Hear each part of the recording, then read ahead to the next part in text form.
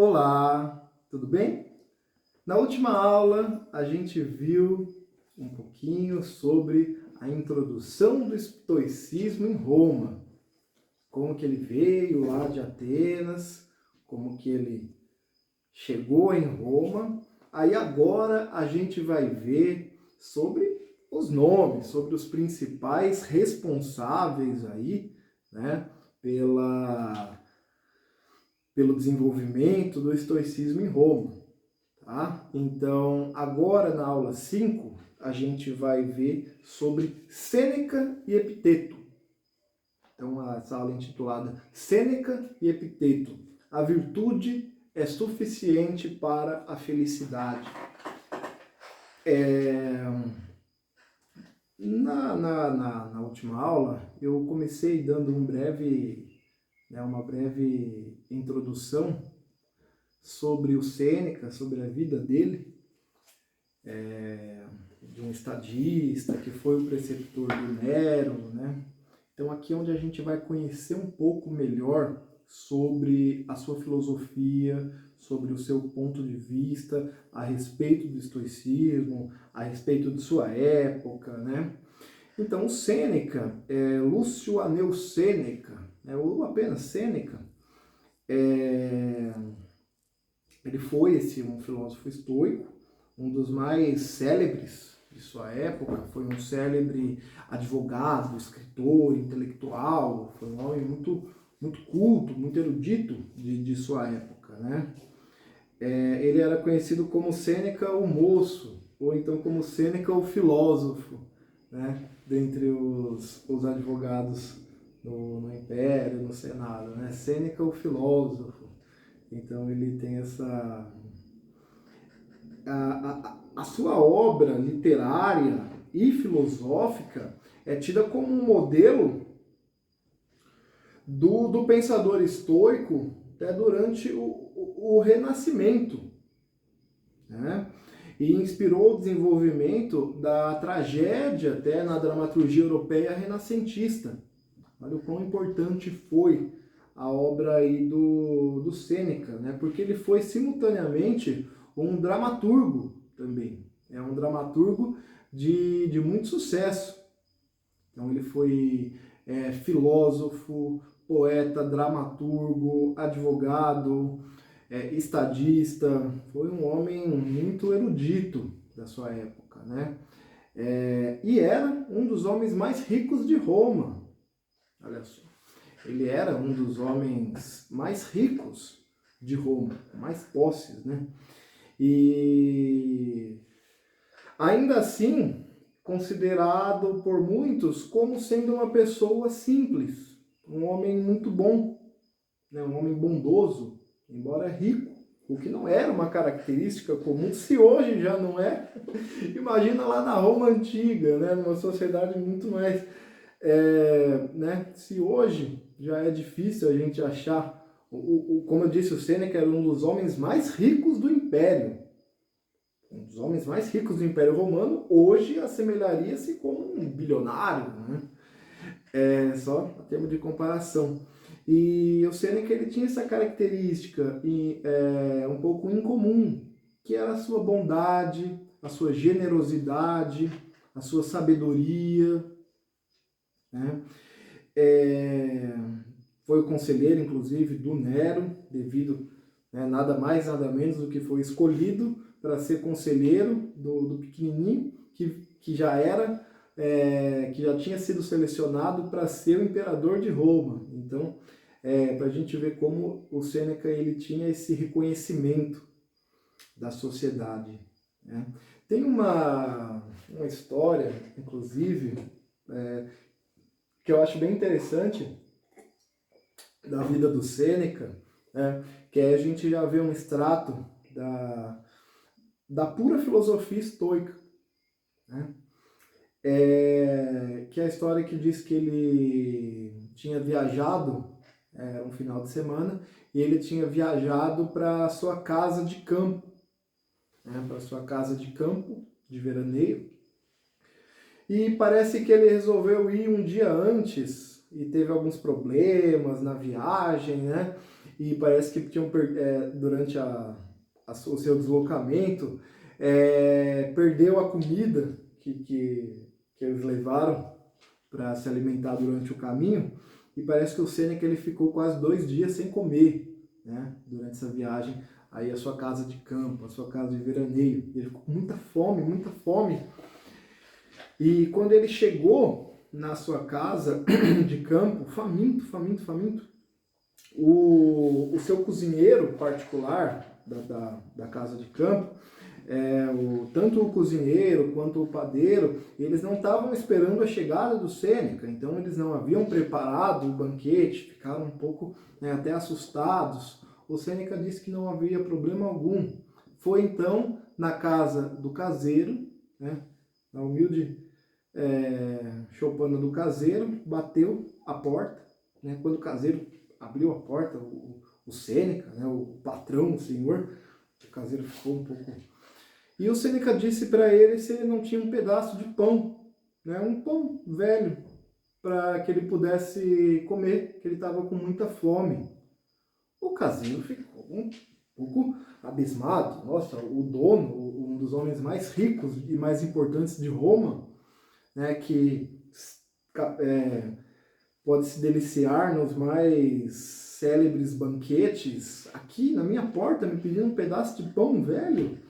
O caseiro imediatamente diz que sim, senhor, tenho sim um pedaço de pão. Me desculpa, mas é feito com ingredientes rudimentares, não há sal e já tem alguns dias. O Sêneca, não se preocupe, fique tranquilo, só me arruma esse pedaço de pão que eu estou morrendo de fome. Então o caseiro, obviamente, foi lá, já deu um pedaço de pão para o Sêneca. O Sêneca comeu e depois ele disse que foi o melhor banquete que ele fez na vida dele. Porque a fome que ele estava, né, com a fome que ele estava sentindo, aquele pedaço de pão que o humilde caseiro, pão velho, duro, sem requinte, diferente do pão que se comia nos jantares, nos banquetes, né, preparado por padeiros, não era um pão.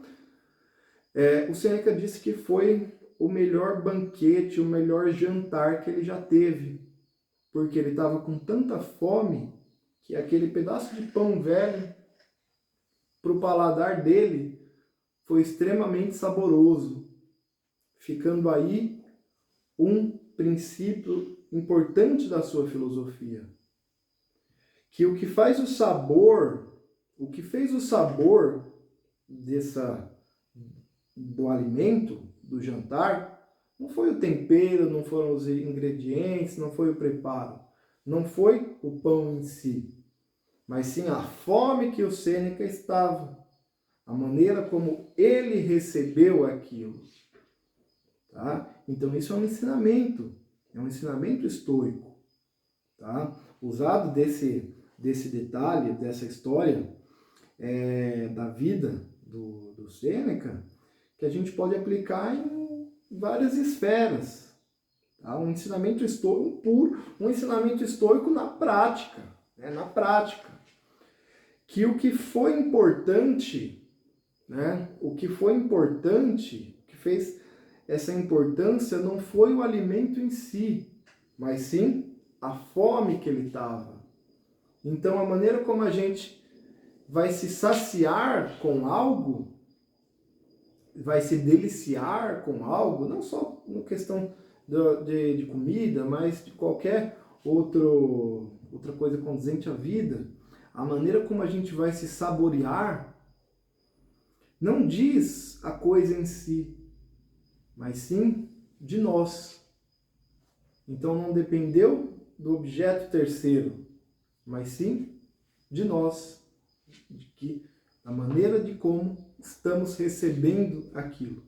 Então é um ensinamento estoico na prática. Tá?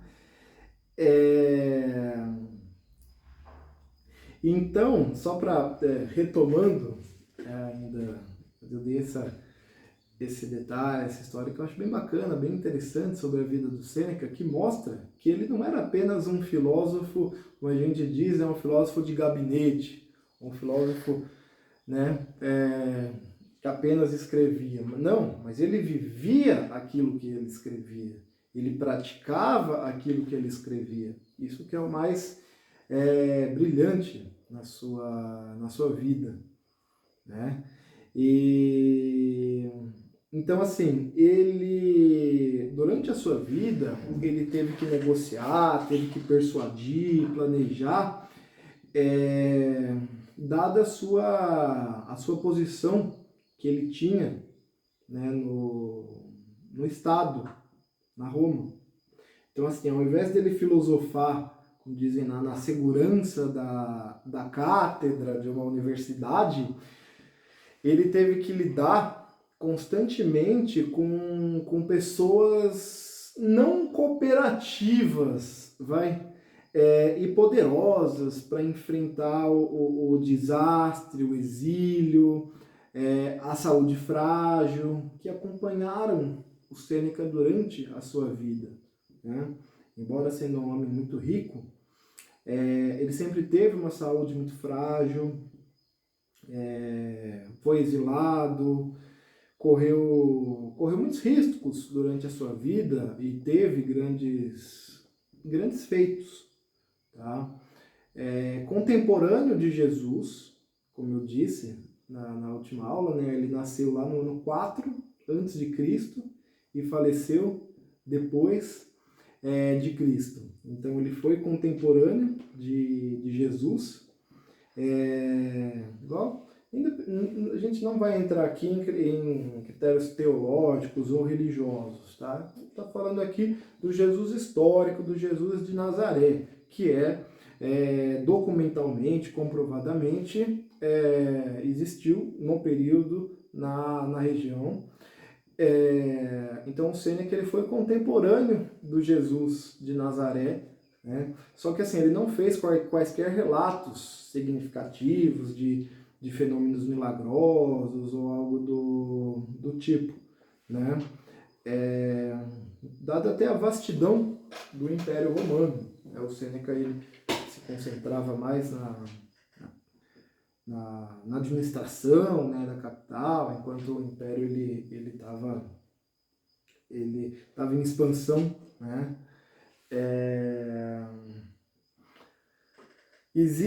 Tem alguns relatos históricos também, não 100% não com 100% de exatidão, tá? Mas assim, são alguns estudos, quase que até arqueológicos, que dizem que o Sêneca chegou a trocar correspondências com o Paulo, né, com o apóstolo Paulo, que tinha cidadania romana. Então consta não, né? Isso é fato que os primeiros cristãos, tá, eles assimilaram os princípios estoicos como base para o desenvolvimento do cristianismo.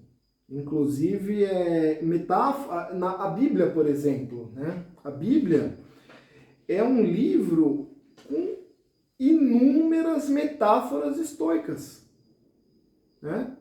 A Bíblia é um livro dotado de várias e várias metáforas estoicas. Então, teve essa influência. Os cristãos primitivos, antes até da consolidação do cristianismo, né, como religião propriamente dita, que veio depois, alguns séculos a ser reconhecida pelo Édito, né, de Milão, enfim, historicamente, né?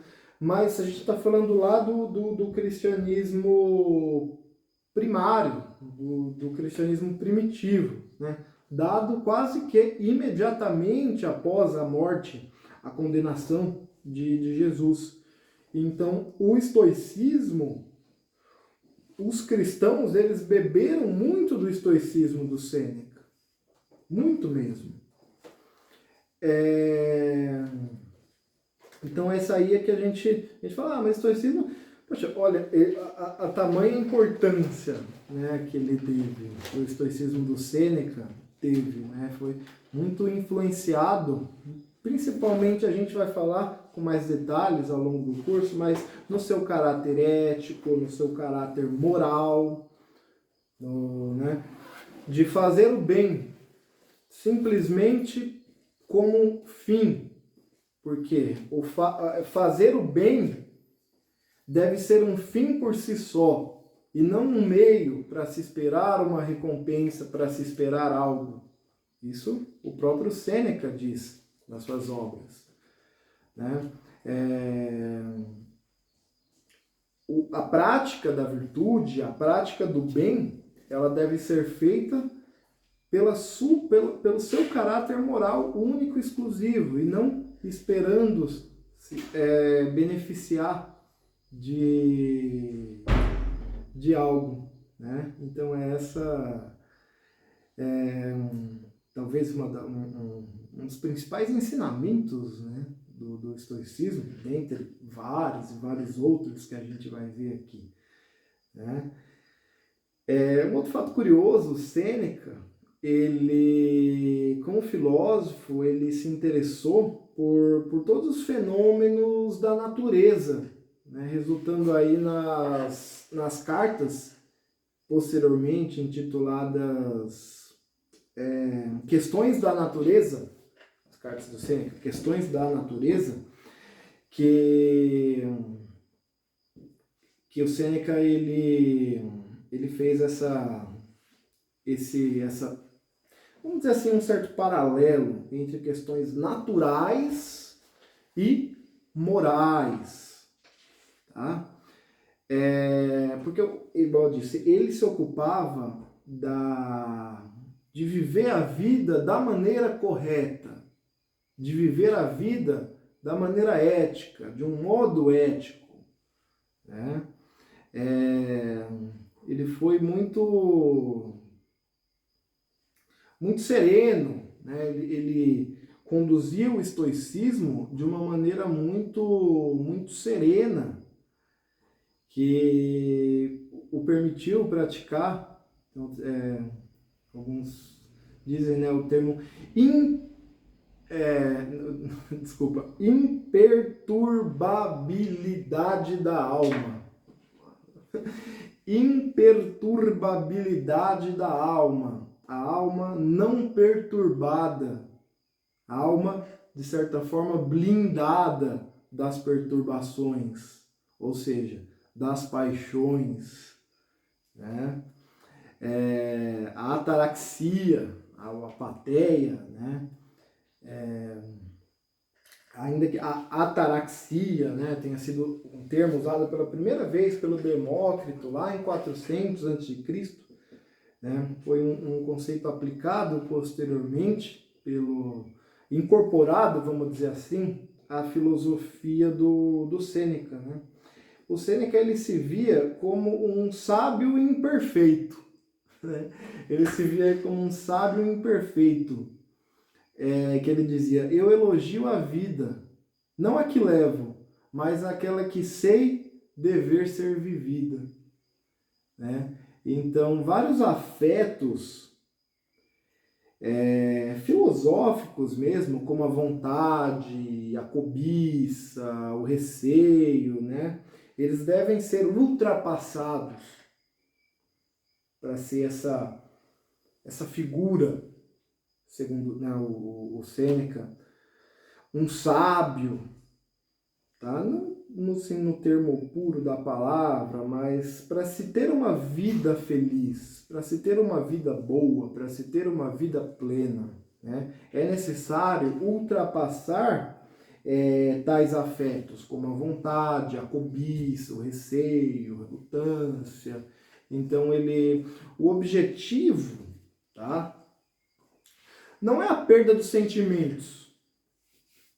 O objetivo não é a perda dos sentimentos, mas a superação dos afetos. Essa aí é quando a gente vê o start do ponto de vista estoico. né, da apatheia, da ataraxia, da ausência de paixões. A ausência de paixões no estoicismo, fator assim essencial para criar-se um sábio, para criar-se alguém que poderia viver de um modo feliz, não consiste em perder, em eliminar esses sentimentos. Até porque eles reconhecem, como exímios filósofos que são, claro, que são questões que dizem respeito à natureza humana. Todos os sentimentos, tá? Todos os sentimentos, todas as emoções, elas são características puramente humanas. Então é impossível a gente simplesmente deletar, apertar um botão e eliminar, deletar. Então não é isso. Quando ele fala nessa superação, ele diz na superação dos afetos, da paixão, que eu falei nas primeiras aulas, e tanto ressaltei, não paixão no sentido romântico, moderno, mas paixão no sentido desse afeto agudo que ultrapassa a razão, que ultrapassa a racionalidade. Tá? Então, assim, o pensamento do Sêneca, especificamente suas críticas ao comportamento vulgar, né? Vulgar também, não no sentido moderno, no sentido vulgar, algo, né? Não, mas as críticas ao comportamento vulgar que o Sêneca tanto dizia, era em entregar-se a esses afetos de maneira a não raciocinar, né? Que num sentido mais impregnado, que estava impregnado na sociedade romana lá no primeiro século. Então essa ausência da filosofia, né, a falta do pensamento, porque assim, não precisaria ser necessariamente um homem de letras, um erudito, para aplicar a filosofia na vida. A gente tem o exemplo aí do Epiteto. Do Epiteto que não apenas aplicou a filosofia na sua vida, como foi simplesmente um dos maiores nomes da filosofia, não só do estoicismo, mas da filosofia como um todo também. Né? Com certeza o nome Epiteto, o Epiteto, ele é com certeza um figurão da filosofia. E o cara era um escravo, o Epiteto. Então, para ver como a crítica do Sêneca, a não aplicabilidade dos princípios morais e éticos, diziam que você não precisa ser algum erudito, você não precisa ser alguém estudado, letrado. Dado o exemplo disso, é o Epiteto, que a gente vai falar sobre ele agora, que foi esse filósofo, que foi um escravo.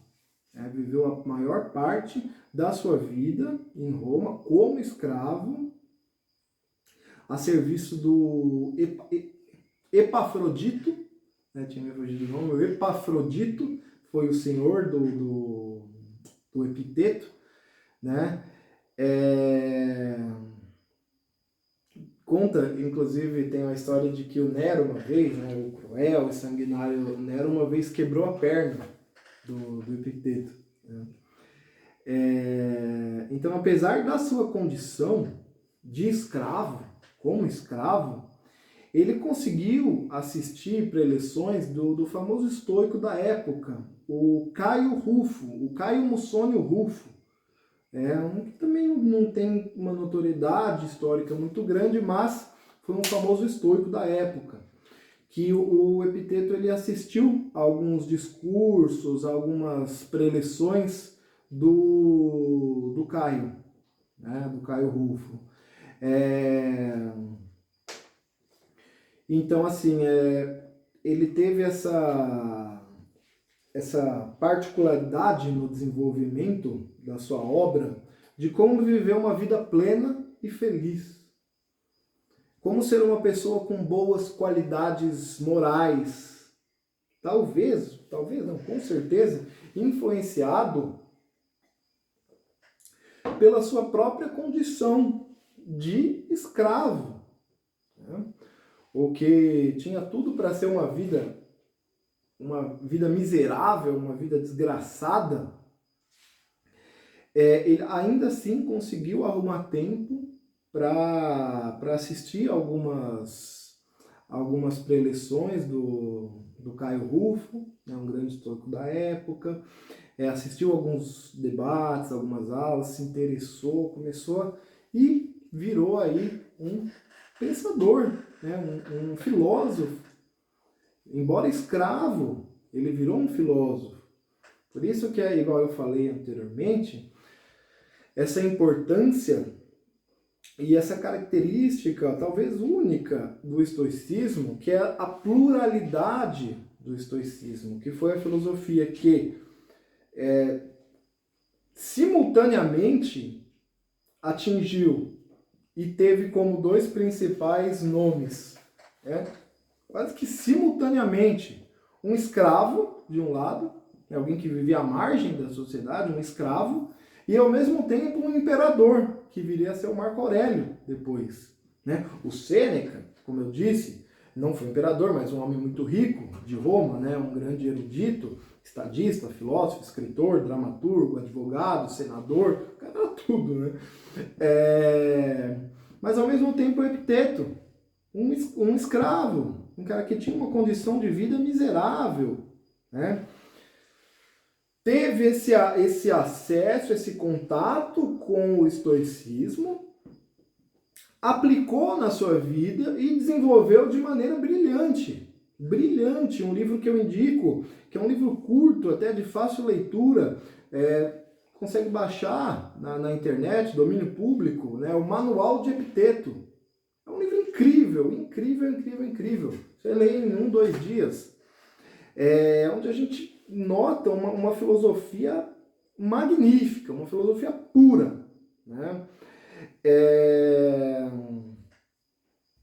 O Epiteto, embora assim, as suas obras elas sejam menos conhecidas hoje, em função até do declínio do ensino, da cultura clássica, tiveram aí uma enorme influência sobre as ideias dos principais pensadores da arte de viver a vida, né? A arte de viver a vida, por quase 2000 anos.